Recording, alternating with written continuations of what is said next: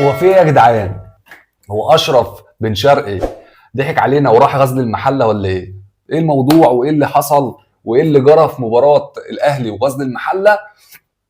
تمسك غزل المحله يربك خطوط الاهلي الشوط الاول والشوط الثاني، وانقذ الاهلي امام عاشور كالعاده كل مره. تخيل كده معايا لو امام عاشور مش موجود في نادي الاهلي، ايه اللي كان هيحصل في نادي الاهلي؟ بسم الله والسلام عليكم ورحمه الله وبركاته. حلقه جديده من تايم الاهلي على اليوتيوب، وان شاء الله تكون حلقه يعني يا رب تكون حلقه مميزه على الاهلاويه، عشان في كلام كتير قوي هتكلموا عن مباراه الاهلي وغزل المحله اللي لسه خلصانه من شويه. مباراه بطلها امام عاشور ومحمد الشناوي. محمد الشناوي طبعا خد رجل المباراه. المباراه كلها غزل المحله مسكنا يعني هقول لفظ، زنقنا كده عند ال 18 بتاعنا. ما عملناش حاجه، ما عملناش حاجه حرفيا، ما فيش حد لعب. اللعيبه كلها زفت، اللعيبه كلها شاربه ميه مسمنه. فمش عارف ايه اللي بيحصل وايه اللي بيجرى في المباراه. تحس ان اللعيبه كده بتلعب وبتفكر في حاجه تانية. انت تخيل كده معايا، تخيل بس النص ثانيه ان انت ما معكش امام عاشور. امام عاشور مش موجود في الاهلي.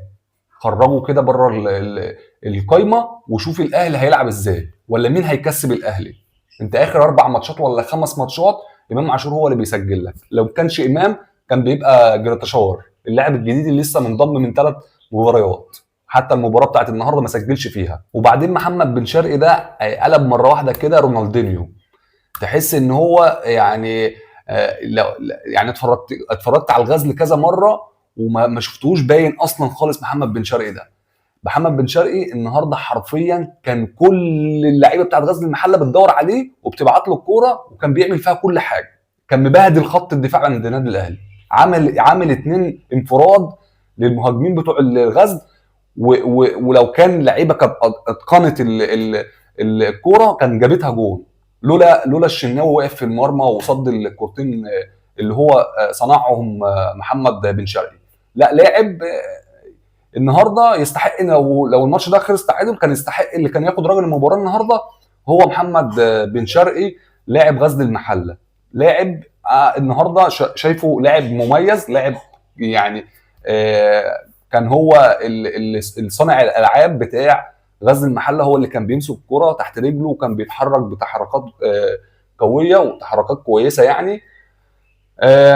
اللعيبه بتاعت الاهلي كلها من اول قبل الشناوي لحد قدام خالص، يعني طلع بس الشناوي وطلع امام عاشور، اللعيبه بتاعت الاهلي كانت كلها ضايعه. انا مش عارف حسين الشحات بيعمل ايه. مش عارف حسين الشحات قاعد لحد دلوقتي مكمل في المباراه بيعمل ايه. حسين الشحات المفروض يتغير من الدقيقه 50، من الدقيقه 45، يعني من اول الشوط الثاني كده المفروض كان يطلع بره. حسين الشحات كان بيألف حرفيا، بيألف. حسين الشحات ما لعبش كوره، ما لعبش. يعني تحس ان هو كده حسين عاوز يعمل اي حاجه ويجيب هدف علشان يبين لنفسه ان هو كويس. انت عشان انا لو مثلا رحت لحسين انا قلت له ان انت مثلا وحش، هيقول لي لا انا كنت نجم المباراه. فكان عاوز يجيب هدف عشان يثبت ان انا نجم المباراه. فهي هياخدها ايه، عافيانه يعني.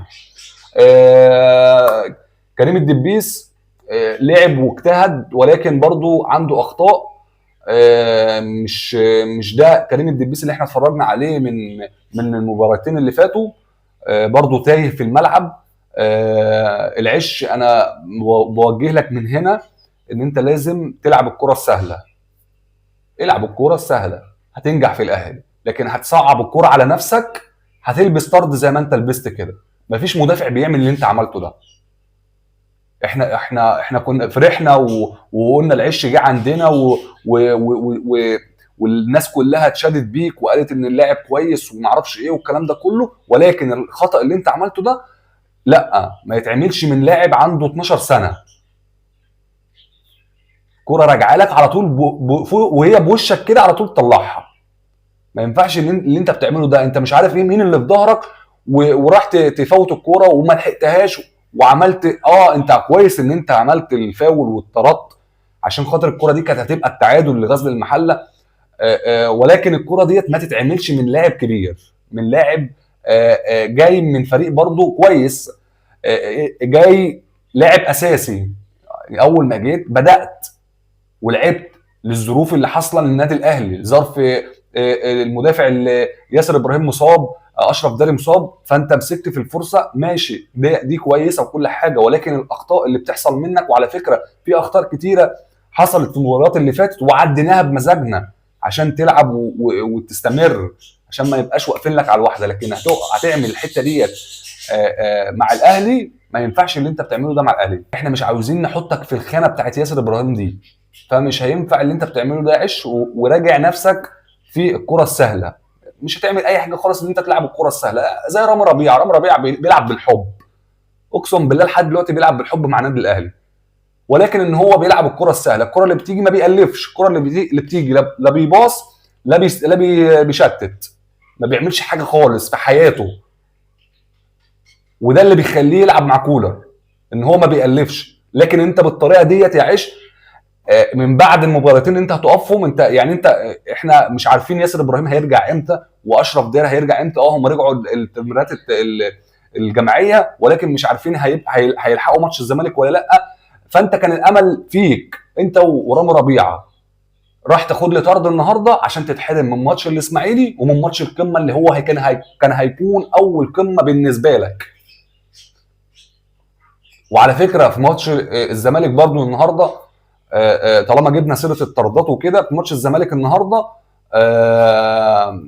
جهاد لاعب نادي الزمالك برضو اللي منقول للزمالك حديثا، محمود جهاد اتطرد برضو، خد الانذار الثاني، وبرضو بنسبه كبيره برضو مش هيلعب المباراه بتاعه القمه اللي جايه. يعني محمود جهاد من الزمالك صفقه جديده، والعش من الاهلي صفقه جديده، الاثنين مش هيلعبوا مباراه الاهلي والزمالك يعني اللي جايه. امام عاشور احنا خلصنا فيك كل الكلام يا ابني والله، اقسم بالله، وبنشكرك.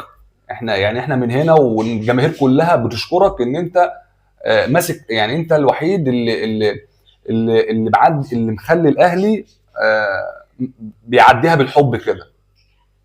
لو من غيرك انت رقم واحد حاليا دلوقتي في الاهلي. لو من غيرك احنا كنا دلوقتي مثلا في المركز ال 13 ولا 14 في الدوري الممتاز. من غير امام عاشور الاهلي ضايع. امام عاشور هو اللي مخلي الاهلي لحد دلوقتي مستمر في الفوز. بقاله 5 ماتشات بيسجل لك اهداف وبيعدي لك مباريات. النهارده لو كان مكمل لحد اخر دقيقه، وان شاء الله يكون يعني يقوم من الاصابه اللي هو وقع على كتفه فيها دي بالسلامه، ويرجع لنا في اقرب وقت طبعا، عشان محتاجينه في الماتش القمه اللي جاي يوم 22 يوم السبت. فان شاء الله يكون اصابه بسيطه ويرجع الملاعب، حتى لو هيريح المباراه بتاعت اللي جايه دي بتاع الاسماعيلي مفيش اي مشكله، ويلعب مباراه القمه ان شاء الله. بس هنعرف برضو الاصابه وصلت لحد فين، وهنطلع برضو نعرفكم. فامام عاشور طبعا عمل لقطه حلوه، عجبتني امام، عجبتني قوي. بعد ما جاب الجون طبعا ان هو ما احتفلش بالهدف علشان خاطر كان بيلعب في غزل المحله في بدايه مشواره يعني، ولكن راح جري على دكه الاهلي وراح سلم على محمد شوقي نائب المدير الرياضي طبعا الجديد لاول مباراه ليه في الاهلي طبعا النهارده. لقطه حلوه، ولقطه برضو ايه يعني تخلي محمد شوقي حتى لو امام عمل لقطه كده ولا كده تخلي محمد شوقي واقف في ظهره. فلقطه عجبتني ان هو راح سلم على محمد شوقي طبعا نجم نادي الاهلي، وكان من افضل النجوم الاهلي اللي جت في تاريخ الاهلي في خط الوسط. كنت بحبه قوي محمد شوقي، على فكره اسمه على اسمي. فكنت يعني من اللعيبه اللي انا شفتها في الملعب كانت جامده جدا جدا، وكان مع منتخب مصر جامد جدا. فان شاء الله بدايه برضو تكون كويسه لمحمد شوقي مع الاهلي في نائب المدير الرياضي ان شاء الله. وطبعا طالما جبنا سيره محمد شوقي، في خبر برضو ان ادى فرصه الفرصه الاخيره لاكرم توفيق طبعا للتجديد عقده مع نادي الاهلي. فتح الكلام ده تاني، وادى فرصه لاكرم ان هيقعد معاه ويشوف الدنيا هتوصل لحد فين. ودي اخر فرصه لاكرم توفيق لنادي الاهلي. على فكره اكرم توفيق لغى الصفحه بتاعه الاهلي من على الانستجرام بتاعه، وغير بتاع الصوره بتاعته من على كان لابس تيشيرت الاهلي طبعا، وغيرها بحد تاني جنبه كده، معرفش اخوه ولا صاحبه، بتيشيرت لونه ابيض. ف ناس كتيره واخدت الكلام دوت ان هو مش هيجدد للاهلي وهيروح الزمالك والكلام ده. ما عندناش اي مشكله يا اكرم، لو انت حابب الطريق ده روح للطريق ده. الطريق ده لو انت شايفه كويس ليك، اللي هو فوقه نار ده، روح ليه. لكن الطريق ده اللي هو ده الاحمر اللي ورايا ده، الاحمر ده، لو انت شايفه ان هو مش هيديك تاني، روح للنار، وانتوا عارفين مين النار. فما عندناش اي مشكله. ومحمد شوقي اداله اخر حاجه معاه، اخر فرصه للتجديد بالشروط اللي الاهلي عايزها. لو اكرم توفيق مش عايز اللي الاهلي هيقول عليه، خلاص هيكون بره نادي الاهلي طبعا. وطبعا سريعا كده بس، لو هنقيم افضل لعيبه في الاهلي، فهنقيم اللعيبه سريعا كده عشان خاطر ايه ما يبقاش ظلمنا حد. محمد الشناوي هنديله 9 من 10، راجل المباراه طبعا. رامي ربيعه هديله 1 من 10. العش هديله 1 من 10، مش هديك صفر، هديك 1 من 10 علشان تحسن من اللي جاي بعد كده يا عش.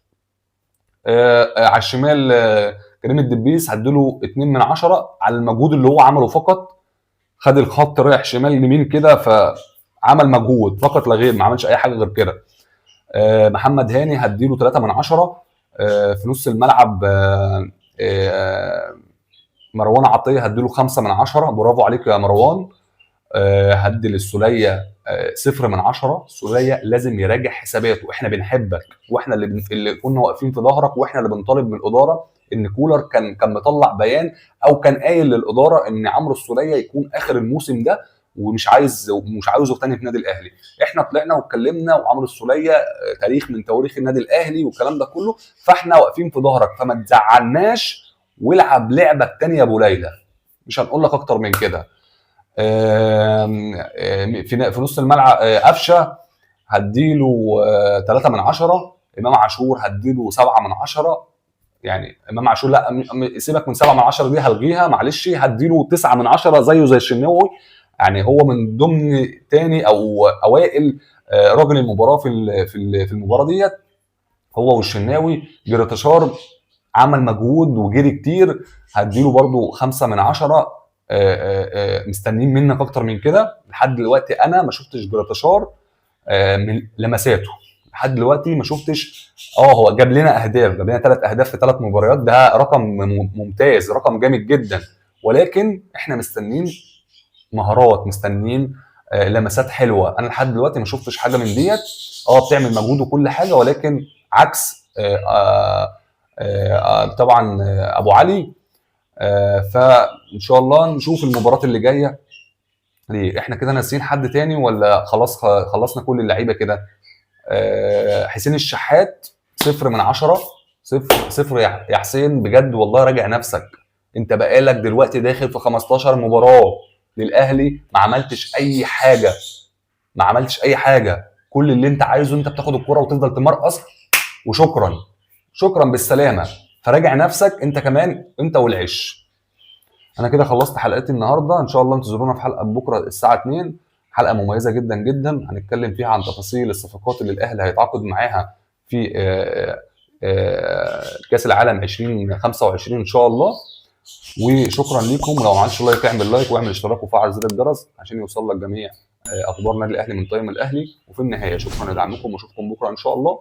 السلام عليكم.